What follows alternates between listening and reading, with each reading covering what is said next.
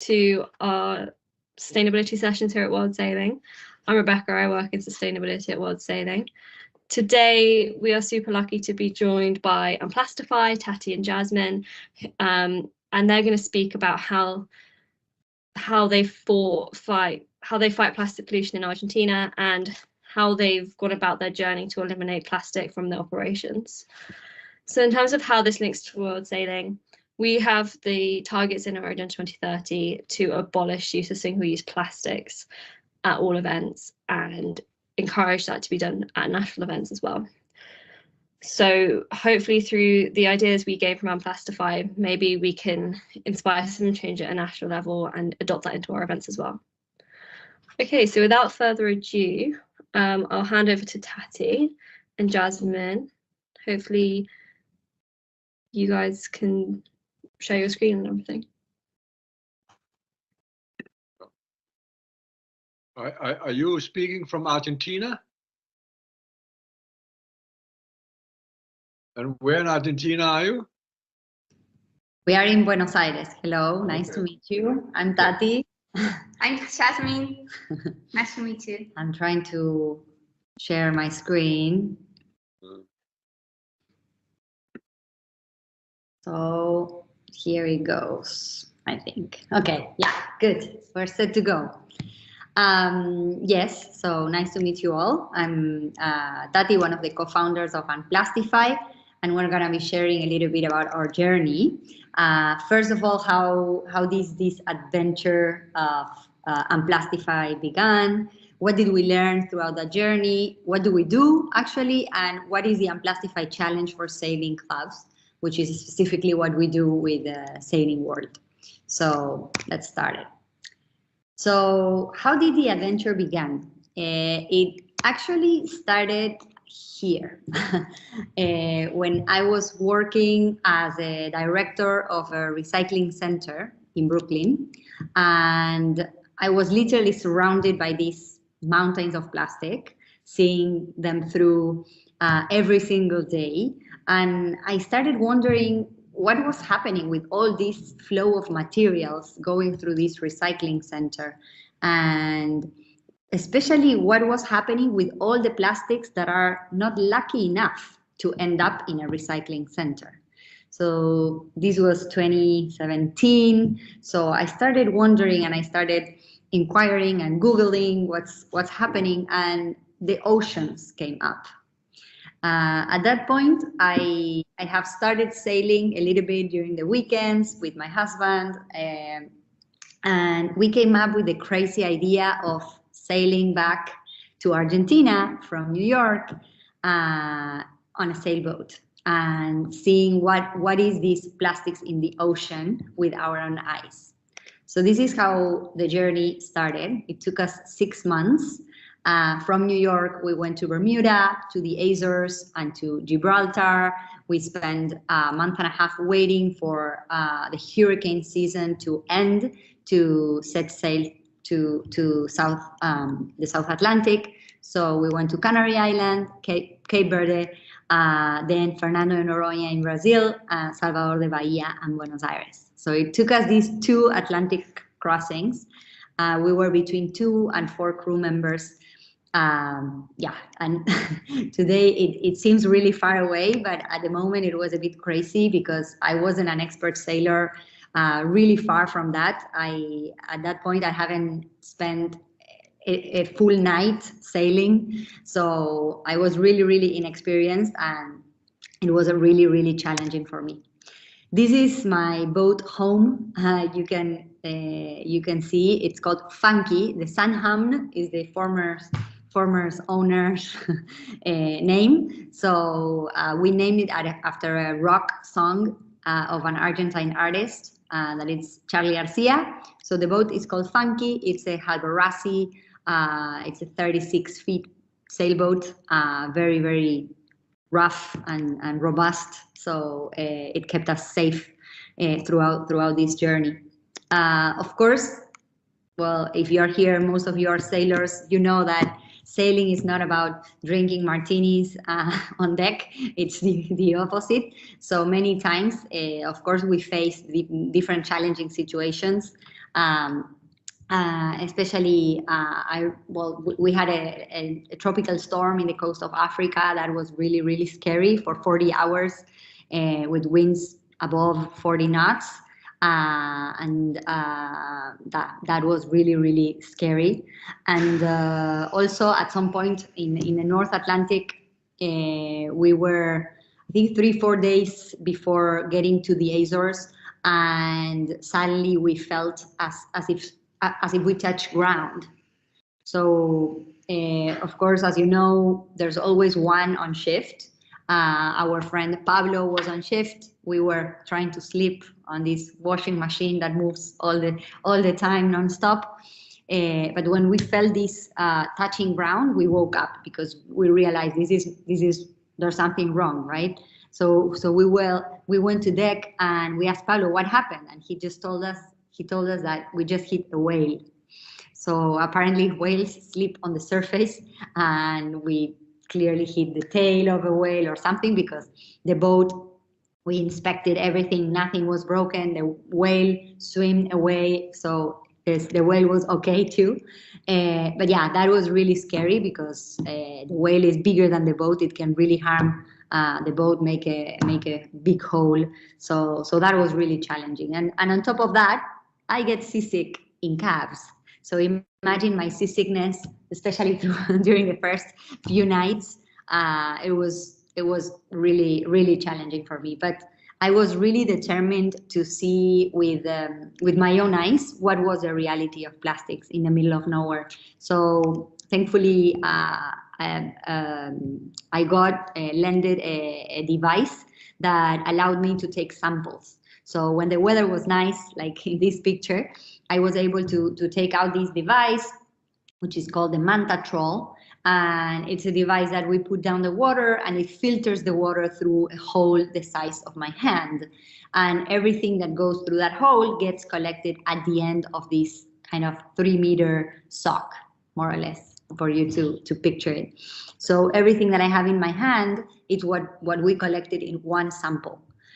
So we would take it out, we would clean it out, and we would separate all the pieces of plastic that we are able to see. Of course, everything was a bit of algae, little crabs, a little bit of different little creatures, and also we found plastic on every single sample. So this is how a sample looks like, more or less.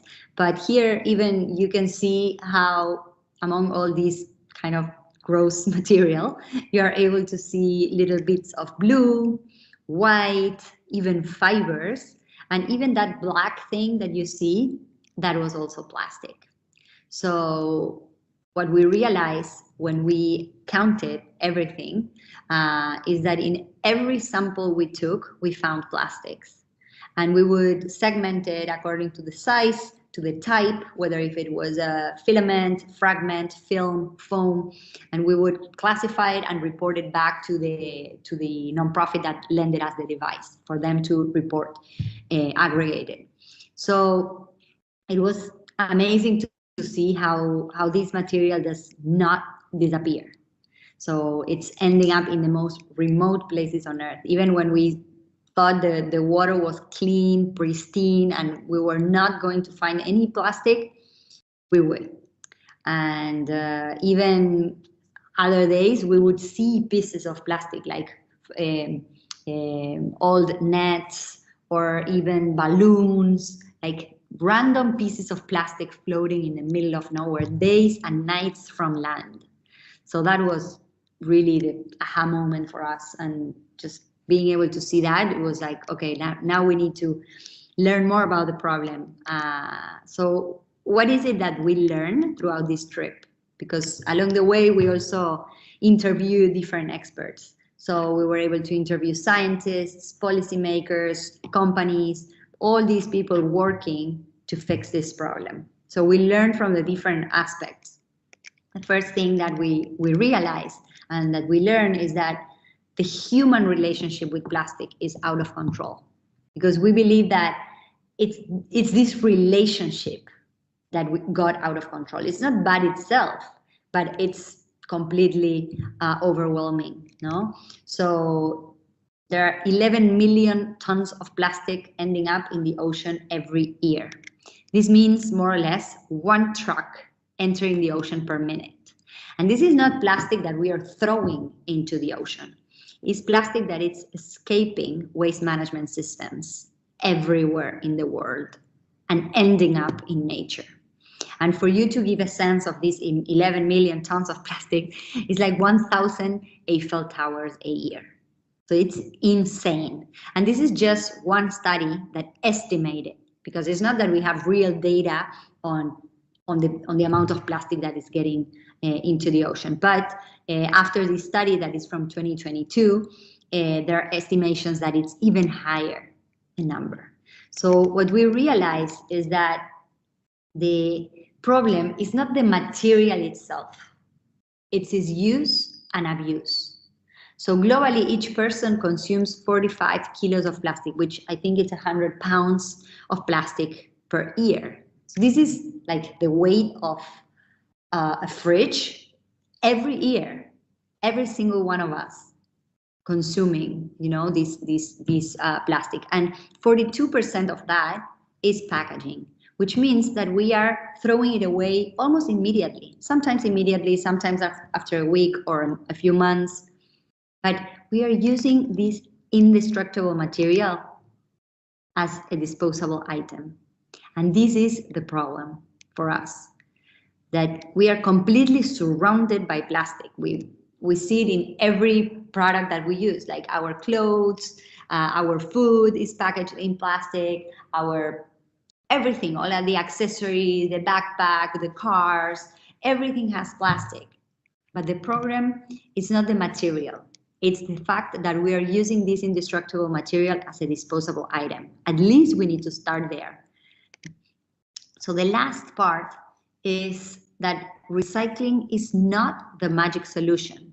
I have been working in recycling for 10, 12 years before starting Unplastify.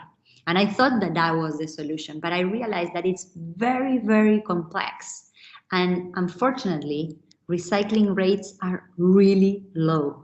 And this is global estimate of only 9% of plastic gets recycled. And only 9%. So this is very, very, very low. The rest of it, it's either burned, buried, or dumped in nature, or escaping into nature. So yes, we need to reinforce recycling. We need to make it better. But we cannot rely on recycling to fix this problem, clearly, no? So we think that we need to tackle this problem at the source, at the beginning, upstream. So we need to reduce the amount of plastic that we use in the first place. One thing that I learned throughout this trip is that there's this contradiction with plastics. And a scientist that I interviewed, and Andrés Cosar from the University of Cádiz in Spain, he told me this story. He told me this story about carey turtles. For any scientist in the room, this is not a carey turtle. It just look nice in the picture to explain the story. But I don't know if you know, but carey turtles back in the day, they used to be hunted for the value of the shells. No? So we would make accessories like combs and other accessories with that. When plastic came in and we started making combs and accessories with plastic, the carey turtles were super happy, of course, right? Because all this pressure on them started disappearing because it was too expensive to hunt turtles for their carey shells. So what at some point was very good for these turtles, later on, we started using it so much, these materials, so excessively and so disposably that it started going back against the turtles again, entangling them. They would confuse them with food, and they would ingest this plastic, and they would get hurt. So what was once a good idea is now challenge, a problem for the turtles. And this is the same with us. So plastic got us here and helped us develop in a very, very interesting way and great way. But we are using it too much, too excessively, and too disposably. So this is what we believe, that the problem is coming back to us as a boomerang. Because why is this a problem? It's a problem not only because it affects a lot of species, like I think it's more than 700 species already being tracked that are being affected by this material. But also it's coming back through the food chain to us. Now there's a recent study that all proteins sold in the US contain microplastics. All of them. It's not only fish, it's everything. So at some point, this problem, it's getting back to us. What seems to be further away in the middle of the ocean, it's in our daily lives, and it's affecting our organisms and how we operate and how we function. So this is why we believe that it's the same as being on a boat. Imagine that you have holes on a boat and you start with buckets, taking it out, taking it out, taking it out. But what should we be doing instead? Shouldn't we be trying to find those holes and make them smaller, seal them, making sure that we don't get more water to come in? Well, this is kind of like an analogy that we find to explain why we shouldn't be just focusing on recycling. We should go at the source of a problem and see, why are we throwing all these amounts of this material into the market, into the society? We should cut and reduce that amount of plastic that gets in the system in the first place. And then also focus on cleaning up, recycling, and everything. But the main part is to close the holes, right? That's what we would do in a boat. So what do we do at Unplastify today based on these learnings? Unplastify today, it's a social enterprise certified B Corporation. And our mission is to minimize the use of disposable plastics in the world to fight plastic pollution and restore the oceans. And how do we do it? We basically accelerate systemic solutions, which means we don't just rely on individual actions. We pursue systemic solutions. So we empower individuals at different organizations, companies, schools, government to take action systemically, which means to implement strategies that affect many other people to reduce their use of plastic. So it's not just awareness. It's not just, oh, I will bring my bag to the supermarket. It's about how can I install a new policy, whether it's in my school, whether it's in my place of work, or in my city, government, community. How can I implement actions that affect and unplastify the people of many others? Because we want to create the new normal, right? And we do this with educational programs, we do this with companies, and we do this with public policy, with governments. And this is our impact so far. Our goal is to unplastify 1 million people by 2025 through this systemic change. We are 66.5% there with this goal of 1 million people. We consider one person unplastified when they reduce 20% of their plastic use. And we calculate these based on all the plastic that we effectively avoid with our systemic strategies. So we bring these, not counting people, but counting all the tons of plastics avoided, and then we translate into how many people are we unplastifying with this. Strategies vary a lot, from bags to bottles to packaging and many, many other single-use plastics that these 662 unplastify strategies we develop, whether it's with companies, with schools or with governments.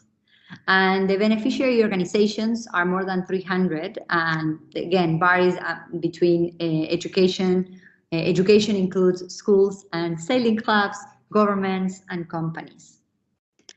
And what is the Unplastify Challenge for Sailing? And this is specifically the program that we have developed with the support of 11 Hour Racing, and we have been developing it since 2019 or 2019, I think. So since the very beginning of Unplastify, we have been developing this program with sailing clubs.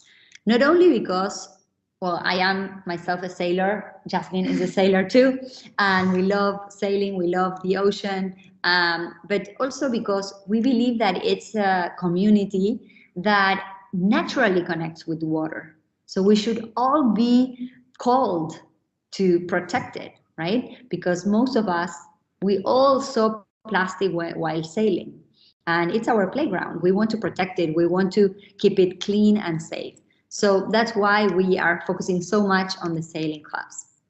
And what does this program mean? So it's an invitation to all sailors to get involved, to take action. And we connect different clubs and sailing community members from Argentina, Chile, Colombia, Peru, and Uruguay, all these Latin American countries. And we have engaged with more than 50 sailing clubs in Latin America. And this is a summary of our impact. Yeah, we have reached more than 120 sailing clubs, almost 10,000 people. We had almost 30 speakers at our podcast series.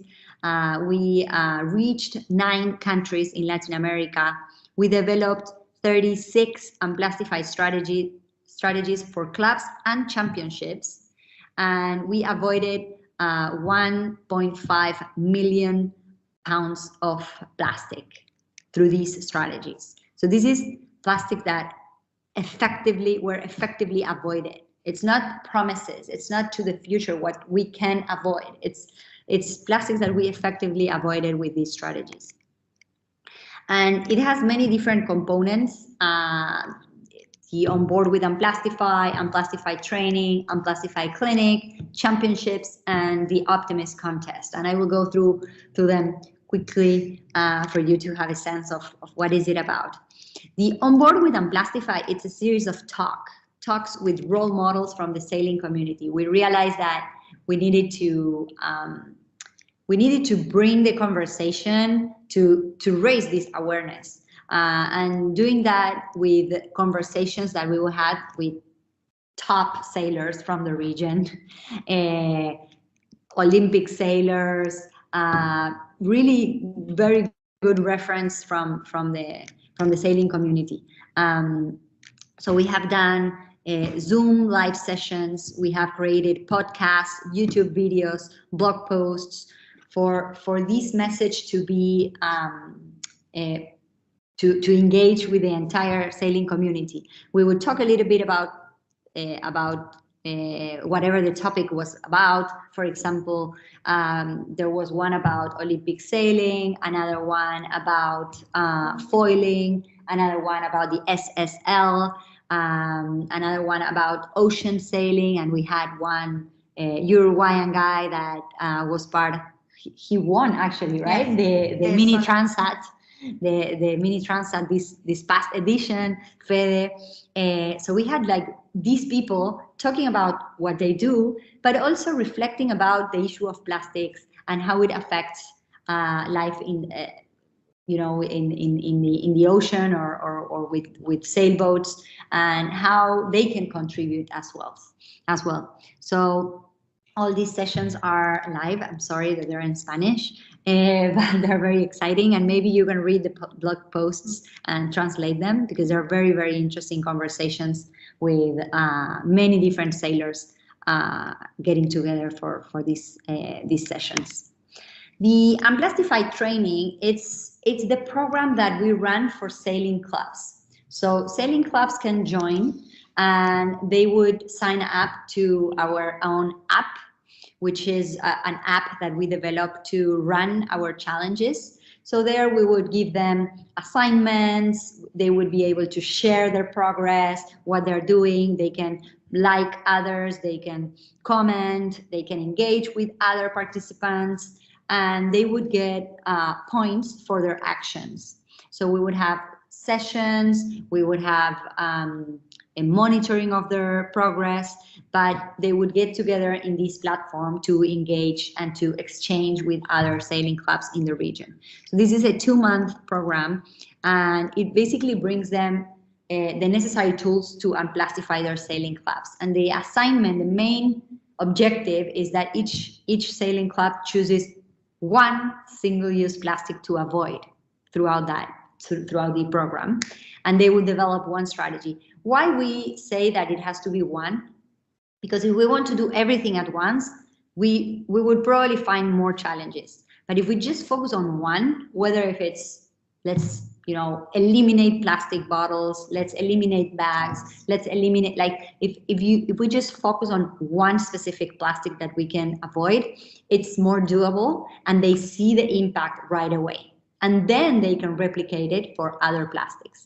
More than 50 sailing local change makers participated in this training. Sailing clubs from Argentina, Chile, Colombia, Peru, and Uruguay.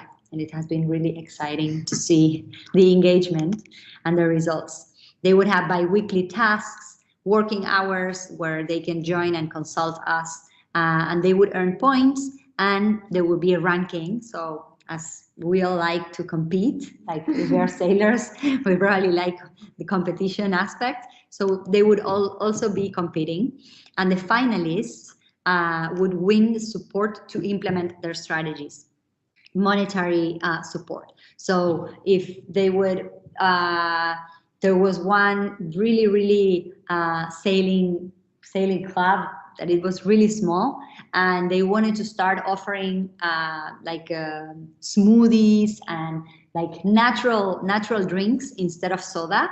So they wanted to buy like a fridge to have everything. Exactly.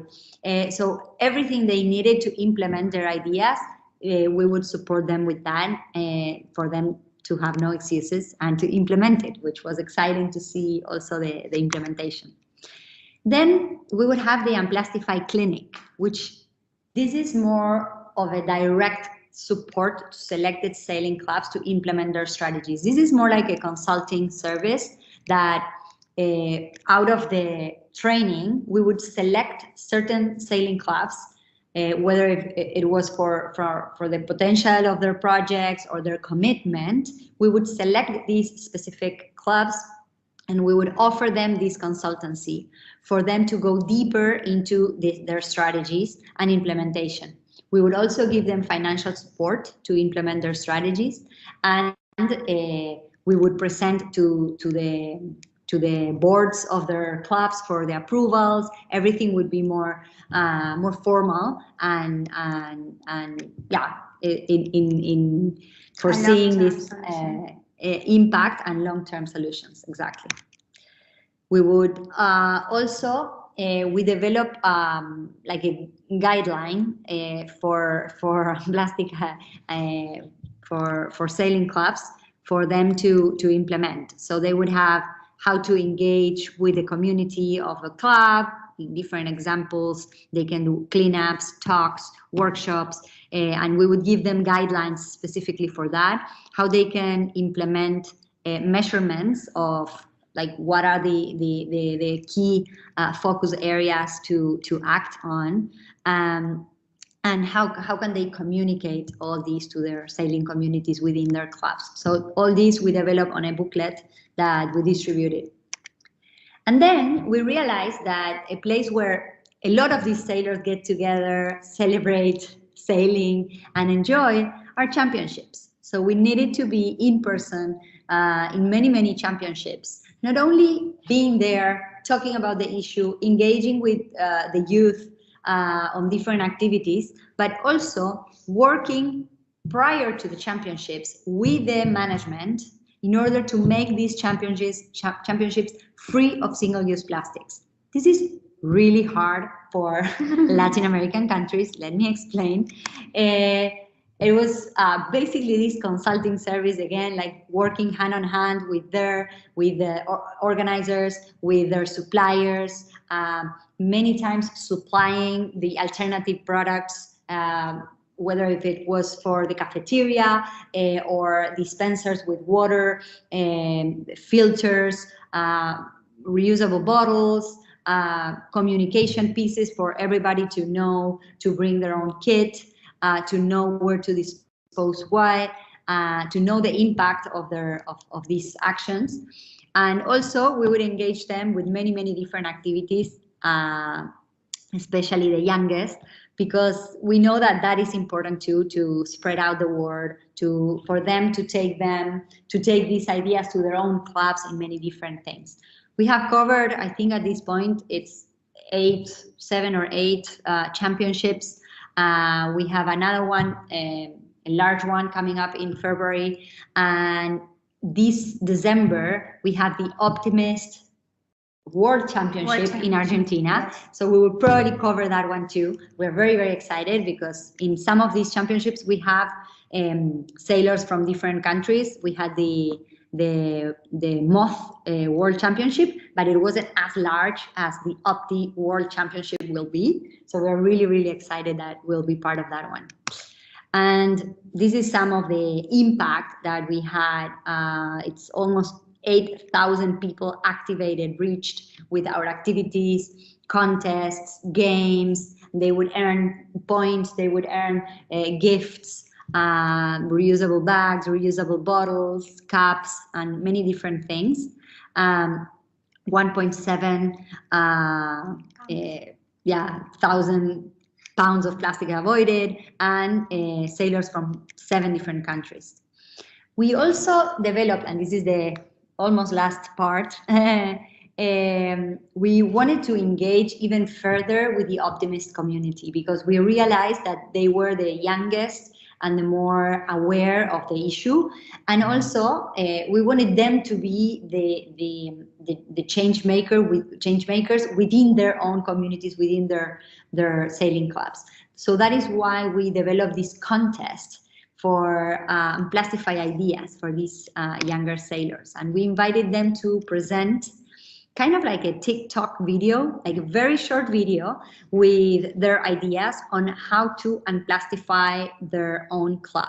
So just one idea, very specific, detailed, and we collaborated with the Federation of Yachting in Argentina, and they were part of this contest, and we gave them to the winner. He got an Optimist sail. There you see the smile of the little sailor with his brand new sail, and many different coaches were involved. We got different videos, and it was really exciting just to see how they would develop the ideas, because it's key that the ideas come from them. So they have ownership on the ideas. A little bit extra, we ended up engaging with the Coast Guards in Argentina to develop a sustainable sailing guidebook. This is not just for the youth, it's for general sailing, and it has different approaches to sailing, and how can we all, whether if it's hydration and food, or onboard cleaning, or vessel maintenance, or waste management on board, how can we do better at all these different aspects and really avoid plastics, be more aware, more sustainable? It's not only about plastics.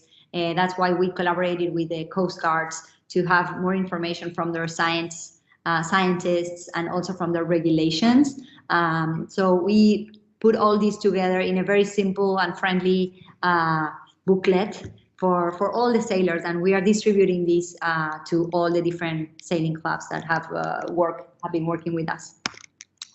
And this is where we presented. Look at all those officials with their uniforms, where we presented this guidebook. It was really exciting to collaborate with an institution like the Coast Guards. So it was really interesting project, and we are promoting it now, distributing it.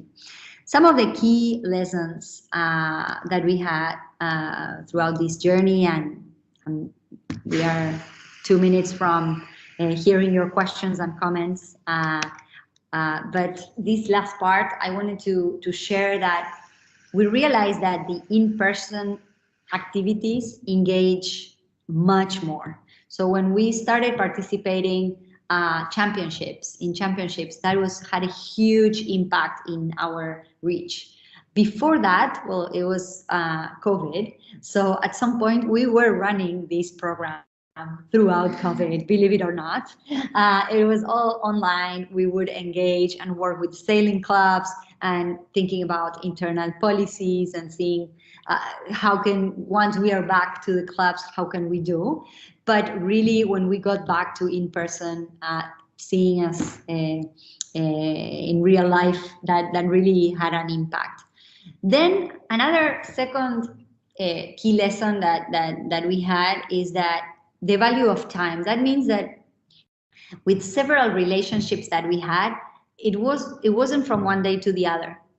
It wasn't that a sailing club immediately got everything. Oh yes, we will change everything. We will do it better tomorrow and from tomorrow on. No. So it took us several years to really change their operations. Now they know how it is. They incorporated the changes. At the beginning, we would supply everything. We would give them all the alternative materials, everything. Now they are internalizing these new operations, whether if it's for their clubs, for their championships, but it takes time because it's not just a policy that comes from the board.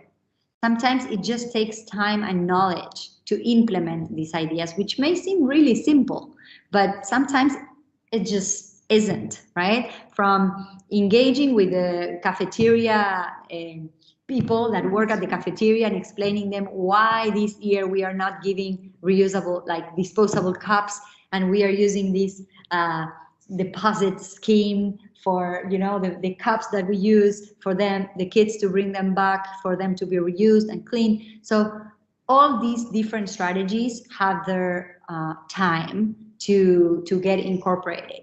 So we can say that now, after 3 or 4 years of covering the biggest championship in Argentina, there are 2 big championships we've been covering for 3 years, both. One is in Mar del Plata, the other in Buenos Aires. Now it's getting there, and we are getting to the point at which they don't need us anymore, hopefully soon, because that's the key for us, that this change is systemic. And this is the third part. Like, it's really important that this does not rely on just a few individuals. So we want these individuals to be the systemic change makers. So these individuals to install new operations, new policies, so new norms. That's what we want, and we're really what we try to pursue, and we've been trying to push for. And lastly, collaboration. For us, just collaborating, bringing together different organizations, clubs, companies. Like, this is our set of partners. We have worked with more than 60 companies, 10 countries. We work with National Geographic, with B Corps, with 11 Hour Racing, and we think that mixing and bringing together different strategies, different ideas from the different sectors really enrich the conversation, and yeah, and ultimately the impact and the strategies implemented in reality. So this is more or less what we do. I hope you find it interesting, and I'm happy to answer your questions, your comments. And we would love to see and pursue opportunities to collaborate with you. And yeah, if you want to share a little bit more about who's on this call, for us to also know more about you and potential collaborations, we'd be happy to. Thank you. Amazing. Thank you so much, Tati. That was amazing to hear the journey that you guys went on from sailing from New York to Buenos Aires, and how it's led to this journey. Has anyone got any questions? Feel free to turn your mics on or pop it in the chat.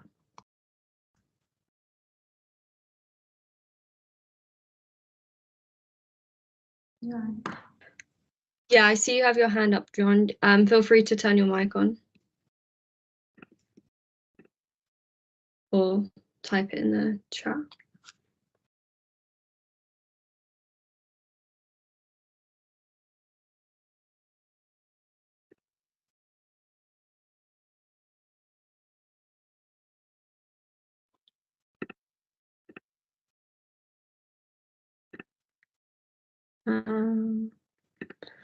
So they've got a question. Oh, amazing. Colin thinks it's interesting. Thank you so much, Colin. Joanna, see you've got your hand up. Do you want to take your mic off and ask your question? Hopefully you have a question. I think you might do. And maybe in the meantime, if the rest of you want to share in the chat, I talk a lot about us. I would love to learn a little bit more about you. Maybe where you're joining from, if you're in different places. I don't know, what's your role in the sailing community, whether you're an amateur, you like sailing, you're a professional sailor, you're a coach. I don't know, I'm curious to see who's on the other side, if you want to share.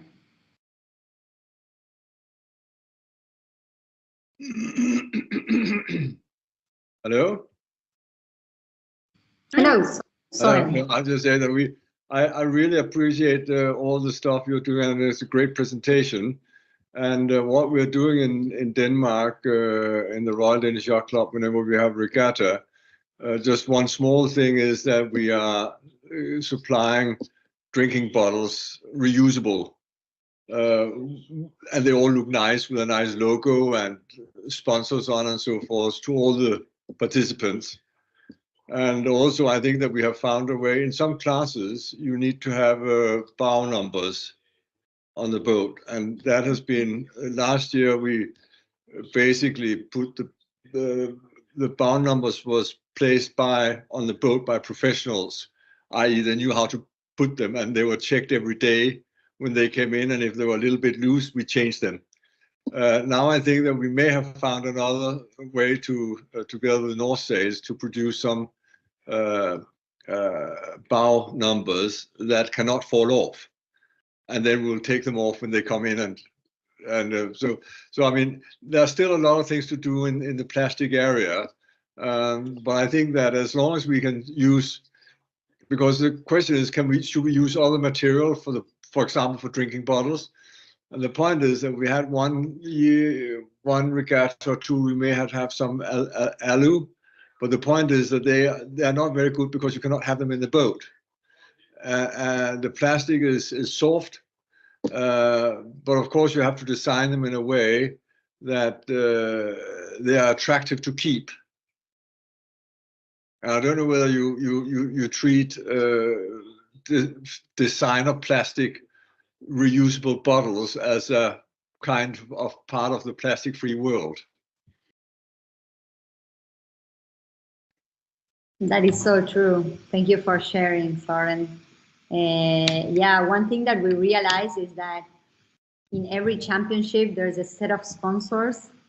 And so all the sponsorship materials change every year. Whether that's if the it's other side, yes. The buoys, the flags, everything. And we were like, well, how can we do some of these things in a way that we can reuse them every year, right? Yeah.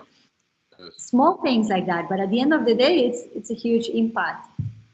Yeah, well, I think the bottles, well, I know that everybody wants to keep it because they are quite attractive.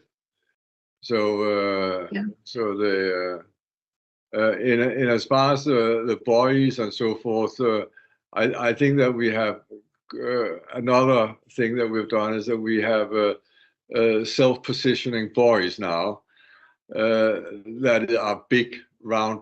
Of course, they are plastic. We can't help it. But the point is that they don't disappear. They have a little engine in it, electrical, so they always are in the right spot, and they are not cheap. So nobody will throw them out.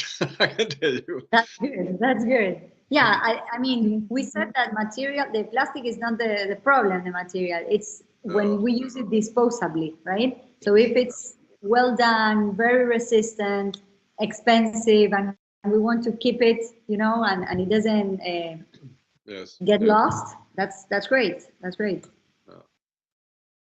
Yeah. Good. So we'll continue with that.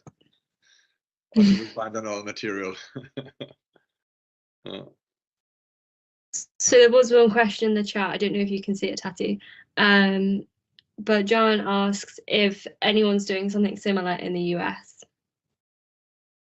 I don't know exactly. I know that 11th Hour Racing has been working a lot on their efforts, their partnership with the Ocean Race. Actually, they sponsored like the winning team and all the different. Yeah, their team won this year. Yeah, their team won this year, and but also I met with the operations manager of their team, and this guy who you can imagine that he was like a really like a sailor logistics genius and like a complete. He was so committed with making, you know, everything really well, good decisions, and so the entire team was committed to making this sustainable.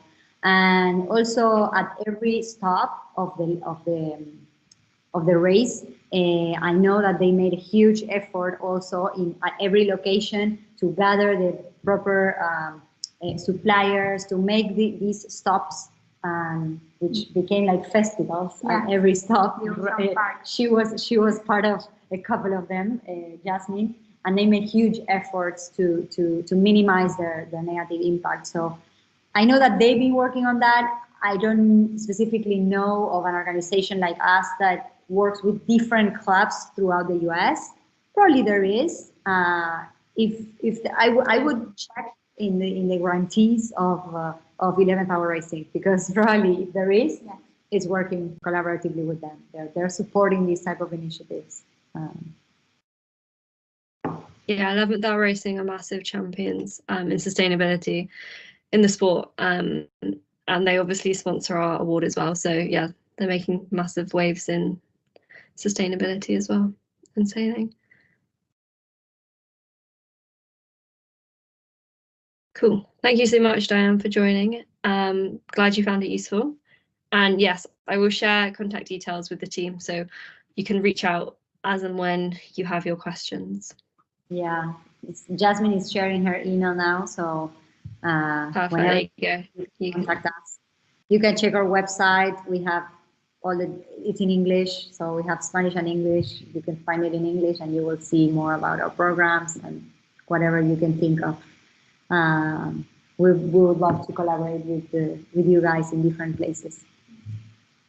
Okay. Amazing. Great, and well done. Cool. Well done. Thank you. Thank you very much for joining. Okay, thank you. Thank you so much. Bye. Thanks, everyone.